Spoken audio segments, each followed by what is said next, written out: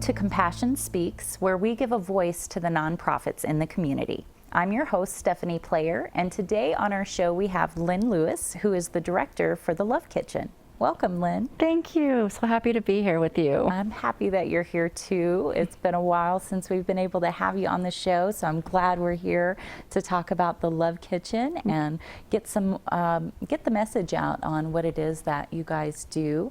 So we'll go ahead and just get right into that. I know that there's a lot of people that are familiar with the Love Kitchen and what it is that you guys have done for the community for the many years that you've been in existence, but I'm sure there are some people who maybe still haven't heard of it. Right. So let's talk about it. What is the Love Kitchen? What do you guys do there? Well, the Love Kitchen has been in the White Mountain community for 29 years, so I'm excited next year to be able to celebrate 30 years. Wow. But for now, it's 29. That's awesome. And what we do is we are a mass feeding kitchen, or soup kitchen, as most people know that term better.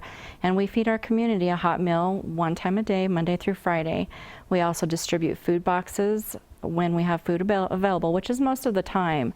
So we do that on Wednesdays, and we're an emergency food box provider. So if there's anybody out there that has an emergency and all other resources have been gone through, then we're there to step up and help how we can. Wow, that's awesome. And I've always been just floored and astounded by the amount of people that you guys provide this service to every year, every month even, as you and I get to catch up when we do. So share with me, you know, a lot of people may think, well, how many people in our community really need this service? But that number is pretty high. It is. It's actually really big. We last year served over 48,000 people in our community. Wow. So that's a huge number, and we're daily serving anywhere from 80 to 400 people. And out of those numbers, about 205 are children. Wow. Daily. So yeah. So these are individuals in our community that really need that extra assistance when it comes to something as simplistic as a meal, you know, having that necessity fulfilled by a community organization, and on that scale is just amazing to me. So you provide the service there at your location in Pine Top, which is right there off of Penrod, right? Correct. So you're at that location, public location, people can just show up. What is the meal time? If we have somebody who's in need, how do they get involved? What do they need to do in order to receive this assistance? Sure. Well, all they need to do is just show up. Just walk through our doors. You'll be welcomed with welcoming arms. There's no reason to be afraid or have that, you know, humiliation that you need to, because there's so many diverse reasons as to why people walk through our door, whether it's they just lost a loved one and they need that company, or they just need that hot meal. We even have some construction guys that would rather have a hot meal than to run to a fast food place and just have the company of the people surrounding them. But even if it's just for the fact that they are in need, just know that they can walk through those doors and there is nothing required of them. If we have food giveaways, we just ask them to sign on the dotted line where we are required to turn in some numbers, but none of their information is shared, so it's very confidential, and there's no reason. We're just a good, fun-loving team there, and my volunteers are great, so there's nothing to worry about. It's very much a family type atmosphere when you walk in. Like you said, you know, you're greeted, you're welcomed with open arms. You strike up conversations with the people that are there, not only also getting a hot meal, but the volunteers that are there too, that have put in their, you know, hard work to be able to put this meal together and ultimately serve it to those who show up that day. Exactly. And I've always found it so heartwarming to walk in there and just, you know, it's a fun experience to go in there and get it can to know be a little people. crazy, yeah. It can. It's a little hectic sometimes, but there's always that underlying just happy tone there. You know, people are happy to talk with you and get to know you and find out what's your story, you know, where are you from, what can we help you with, and you're kind of that segue too for further services, you know, with being able to talk with the people that are coming in over that kitchen table, you know, over a meal, and be able to really find out what's going on with this person or their family, and how can we help them? How can we connect them even with other resources that might be able to further assist them to get them maybe, just to help up. Absolutely. Absolutely. We completely believe that we as a community have to work together and that everybody has a story. They all have a story. And Arizona is struggling so hard with numbers right now. 1 in every 7 senior citizens is dealing with food incontinence in their home, or insecurity rather. And children, 1 in 4 children in Arizona are dealing with that insecurity as well. If you were to walk into a classroom of 32 students, 1 in every 4 students is going home to possibly no food in their refrigerator. And that is very concerning to me, and it holds a passion in my heart to make sure that those in our community are getting fed at least that 1 meal a day, and maybe send something home that can feed them as well. Right. Awesome. Well, and that kind of leads me to that you guys have such a tight-knit team of volunteers that make this possible, but I know you're always looking to gain more assistance wherever those gaps are where you need help. So how can somebody get involved if they say, that's something that I'd really like to do, or maybe even as a family, I'd like to bring my family up there to help out. This is something that I'm also passionate about. What can they do to get involved? They can call and set up a time to see what would work better for their schedule, as far as, because we are only open Monday through Friday, so I know sometimes that can hinder with families as to figuring out what time works best for them. But just call and find out what schedule or what area you might be passionate about. We're looking for people that love to organize, that have no problems looking at labels on food, or if they have a passion for cooking. We always need help in the kitchen as far as prepping, and believe it or not, I have a few wonderful gentlemen that are always looking for people to help wash dishes. And it's kind of funny because I have all my dishwashers are men, and that's not by any means going anywhere, meaning anything, but they really like doing it. But I know there's days where we're shorthanded. Another area that we're looking for help in is, especially during the winter and into the spring, is we have pickups. We pick up food Monday through Friday every day at different locations. So if anybody has trucks that they're willing to say, hey, this is my in-kind gift to you, let me let you use my truck by picking up loads, that would be a huge help as well. Oh, wow. So lots of different areas that they could be helpful. Yeah, there's a variety of ways people can get involved, and that's always a good thing to have, because people have certain niches that they feel confident in, or maybe not so confident in, and you can kind of appeal to different personalities and also what they're comfortable doing. So let me ask you this. I know you mentioned that you've gotten some help from a certain organization that's also kind of helping you into the fall here. Let's talk about NPC and what you have going on with them. What did they do for you in September? Well, in September they held kind of an arts class where they were putting together bowls, and you were able to go in and craft those bowls. And this was part of the visual arts team.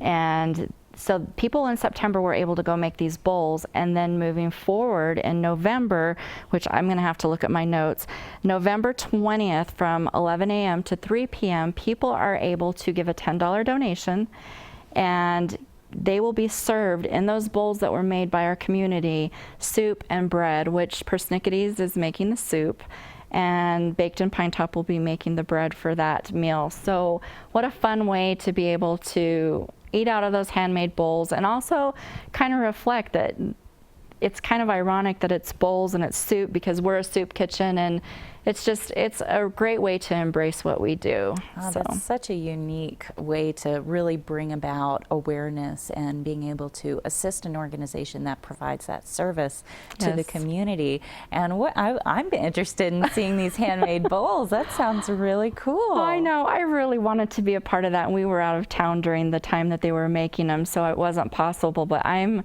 excited to see what they all look like. I'm sure there's a variety to get. So that's fun. And you get to take those bowls home. So $10. Yeah, the treasure just keeps going and going. You get an awesome meal made by an two awesome restaurants and food places up here on Yes. the mountain, Yep. and then get to take that home as well to remember how you helped to support it. So is this something that you're hoping will maybe turn into a regular event as the years go on? Oh, I would hope so. NPC jumping in and the visual arts department doing this with their students and whatnot. Oh, it's great. It's a win-win situation. I would love to see it continue. Awesome. So what's that date again? It is November 20th from 11 a.m. to 3 p.m. and it's in the Aspen Center in room 103. And again, that's a $10 donation. You get a bowl, you get a meal, and you get to, just enjoy the day. Yeah, and enjoy some good company, I'm sure, as well. Exactly. Very nice. Well, as we wrap things up here, Lynn, is there anything else that you'd like to let the viewers know about how they can help to support the Love Kitchen?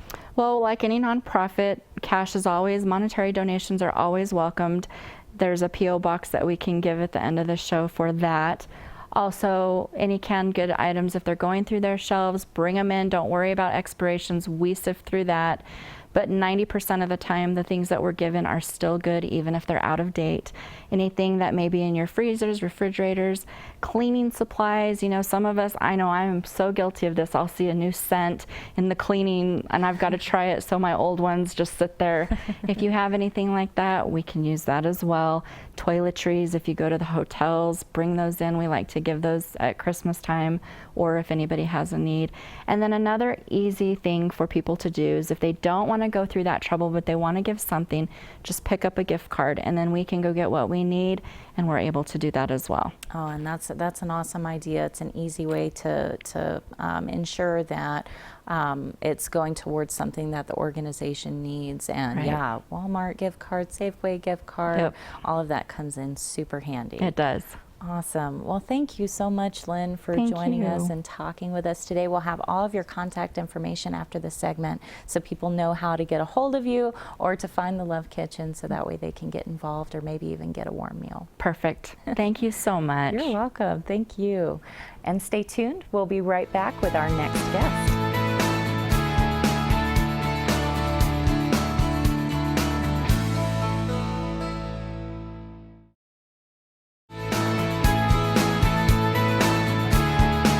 Welcome back to Compassion Speaks. Joining us now on the show are Jack and Sally Wade from White Mountain Clothe-A-Child. Welcome. Thank you. Thank you. Thank you so much for being here today. I am so excited to be able to talk about your program and what it is that you guys do. So I just kind of want to jump right into things, and I know that we were just talking before we started here that you guys have been around for quite some time, but there's still people that haven't heard about you and what it is that you do. So what is White Mountain Clothe-A-Child? Well, first, I want to thank you for inviting us in. You're welcome. And the Clothe-A-Child started about 27 years ago up here. Wow. And we didn't get involved till this coming Christmas, I think, will be our 23rd Christmas that she and I have been involved with it. Amazing. And when it first started, we did only 10 or 12 students, but it started increasing from that year on. And we cover all the schools in Apache County and Navajo County. And we use the schools to pick the children because we don't know who they are and where they're at, so we let them pick them. We give them applications, and then we will pick them up and add from there.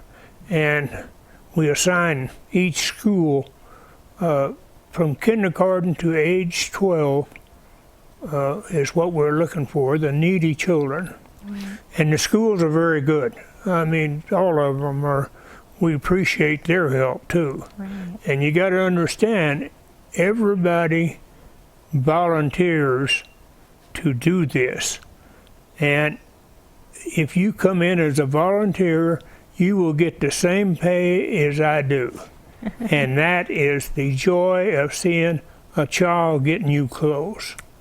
And we go to Kmart, and they work with us very close. And they will start at 7 o'clock in the morning, and we do it 2 of them, 7 and 8:30. And then, of course, we give Apache County the last one. That gives them a chance to get in early. Right. And or at that hour, I should say, especially in the winter months. So we look forward to it.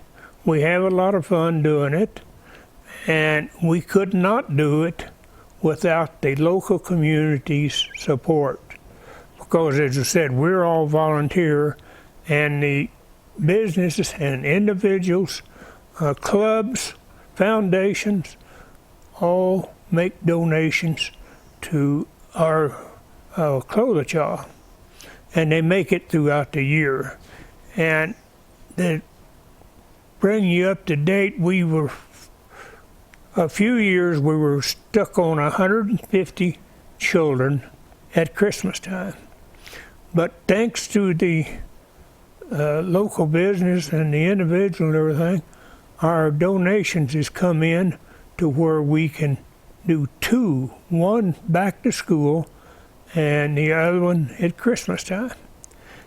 And That's amazing. this past year, we wound up doing 400 children, 200 back to school and 200 at Christmas time. This year, we wasn't thinking that we were going to get the donations that we had in the past, so we only did 112 students. And then all of a sudden the donations, so we've jumped it up this Christmas to 250. Wow. And that will be the largest time we've ever had. And we're looking forward to doing that, and I'm sure the schools are, and the children that's picked will be happy. Oh. And we get volunteers, and my wife, she does the volunteer business, and I'll let her speak on that. But we look forward to covering 250 children this year. That is amazing. Yeah. Absolutely amazing. Yeah. And I love what you brought up too, with the fact that 100% of the donations that you guys yes. receive goes straight to assisting these kids and these That's right. families. Exactly. And again, this isn't something that you guys, you don't go out and choose these children. These are the school systems that know the kids. They That's know right. which kids need a new winter coat and snow boots and sweaters and jackets. yeah. And they know those kids. So they get to pick out those families that are really needing the most help. So Sally, how does the volunteerism work? If somebody, this is pulling at my heartstrings right now to see. A phone call to That's me. all that it takes. So they make a phone call, and then what happens from And there? then the week of Clothe-A-Child, I'll call the volunteers to remind them, and they can reach me at 537-9663. And Jack has a saying, if we can get you to volunteer once, we've got you for life. Oh, I can only imagine. Because it's just wonderful. The police departments help us, the fire departments help us, and the children are just so thrilled to get to shop with policemen, firemen, and Miss Navajo County and her attendants. Oh, how And wonderful. it's just a wonderful, wonderful situation. And it's, what is the date for Clothe-A-Child this December year? 12th, Saturday, December 12th. And it's early. Yeah. It's 7 o'clock in the morning. We need them there at 6:45. And if they call me, I'll put you on my list. And if they would like to make donations, it's White Mountain Clothe-A-Child, P.O. Box 1837, Shiloh, 85902. Okay. And we could use the donations. And with 250 children, we're going to need lots of volunteers. So That's a big undertaking. anybody who can help us, husbands and wives. You not can just split 'em women. up. You can You split bet. them up. You know, you go with him, Sure. you come with me. Some little boys prefer to shop with a man. you know. Exactly. So this is a good experience. And when they come in, we give them an application that has all the children's sizes on it. And we start out with coats, and then shoes or boots, and then we clothe them from the inside out. And we spend $100 on each child. Wow. That is And the feeling it gives you. I had a little girl come up and hug me one year, and she said, "This is the first time in my whole entire life that I had a coat that no one else has worn." how incredibly rewarding to be Yes. a part of that Yes. experience. You know, I know It that is. the newspaper has helped to capture some of the images from Yes. from years past, and And Maverick Magazine does too. Maverick Magazine as well. Yes. And it's just to see the pictures of those kids with the big old smiles on their face as they have this brand new shiny coat Sure. on, and have this wonderful volunteer that's helped Yes. take them through that process and make it magical and special for them. It's so incredibly heartwarming. And we have grandparents who are raising their grandchildren, and they may be on Social Security. So this program helps them a lot too. Right. So well, and for families that are really hurting, Yes. that need that extra helping hand, and so if there is somebody here that's viewing this and they think, you know, this is something that I would really like my kids, you know, to be able to experience, they can talk with their schools and find out how they might be able to get selected for this Right. particular program. But so almost 30 years of doing this, Yes. I am just amazed at how the community always pulls together for these types of things to really help out some of our most vulnerable Right. members of our community, and what a wonderful way to be able to contribute and be able to do that. Yes. And it's only a few hours of your time. That's right. You know, a couple of times a year. And again, once you get involved, you're there for life, right, Jack? And I wanted to emphasize that each year I tell them the same thing. The new ones come in to volunteer, and I'll tell them, I'll promise you one thing. Once you close a child, I've got you. And invariably, the new ones come up to me that same day and say, "Okay, you're right. We'll be back next year." So it is. I mean, I can still remember my first ones that I took around, and I was like, Sally, it was a shock. But when I got back and there was two little girls, I'll never forget that. We have Santa, Kmart will furnish Santa there and give them a little bag, you know, of candy. Aw. But anyway, these two little girls, there was somebody taking pictures. And they came over and got me after it was over. And they wanted me to go over. And I said, no, you go get a picture of Santa. They wanted me to be with them when they took a picture of Santa. Oh. And I'd say that locked me in too. I can only imagine how awesome that is, how rewarding it is Yeah. to be able to do that and be a part of it, even as a volunteer, to help take a child through the store and help them pick out the clothes that speak to them and that they really need. Yes. You know, that's so amazing. And to do it for this long and to be able to grow it and add more and more children to be able to help each year, that is just amazing. So thank you guys for keeping this and with tradition going. 250 children, we're going to need a lot of volunteers. So start calling. Yes. And we will have your phone number at the end of the segment. Okay. There And you go. again, it's Good. one day out of the year, one morning to go up there and really impact a child's life, multiple children's lives. Yes. Yes. So thank you guys so much. Is there anything else that you'd like to add as we're wrapping things up here? There's one other thing that I'll have to say happened last year, and that kind of set me back. A young lady came up to me, had two children in the clothes child, and she said, "You probably don't remember me, but 20-some years ago, I went through the clothes shop, and she said, I still remember that trip. And I said, well, that's amazing. So, So as much as it stays with you as a volunteer, it stays with those kids as they turn into adults. Wow. Thank you guys so much for Oh, you're coming to welcome. share your stories and with us today. Thank I you hope for that we're having able us. to get you a whole bunch of volunteers Good. to help with that. And again, it's December 12th. December 12th. Saturday, December 12th. All right, wonderful. Well, you guys give Sally and Jack a call if you're interested.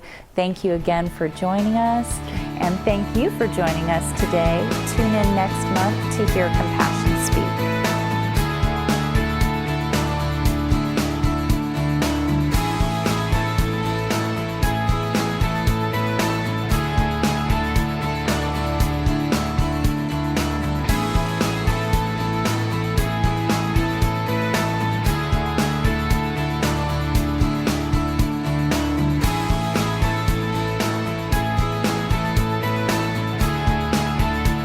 The White Mountain Safe House is a private, nonprofit program dedicated to providing shelter, care, and advocacy for victims of domestic violence. If you or anyone you know is in need of services, please contact our 24-hour hotline at 928-367-6017. If you would like to support our organization in any way, please visit our website for more information at wmsafehouse.org.